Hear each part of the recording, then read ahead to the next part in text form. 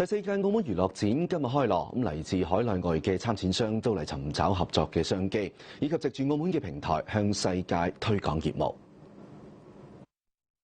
手錶、婚紗相運用3D 投影技術之後，唔使戴眼鏡都可以真實咁見到。就連平時只有喺娛樂場先可以親眼目睹嘅角子機等娛樂設施，亦都一一呈現。第4屆澳門娛樂展一連3日喺威尼斯人舉辦。唔少參展商都話，雖然現時澳門經濟發展唔穩定，不過仍睇好澳門嘅潛力。澳門好少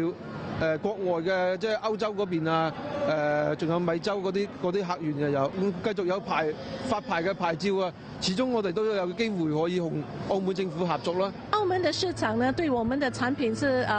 非常的好的啊，因為是科技嘛，就是在 casino， 在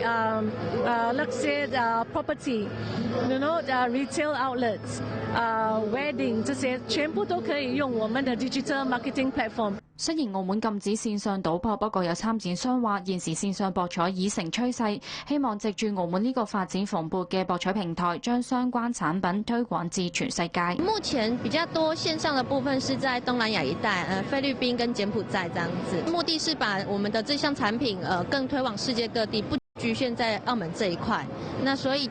這一次來展會，主要也是說，這裡有很多的世界各地的廠商，那我們讓大家都廣為了解這項儀器。今次娛樂展嘅主辦單位同時舉辦旅遊高峰論壇，探討相關行業嘅政策、技術同投資環境。博監局局長陳達夫致辭時話，會持續修訂現行嘅法律法規，引入新嘅技術標準，同優化博彩中介人合規情況嘅評估工作等。澳華衛視記者呂斌、林義祥喺澳門報道。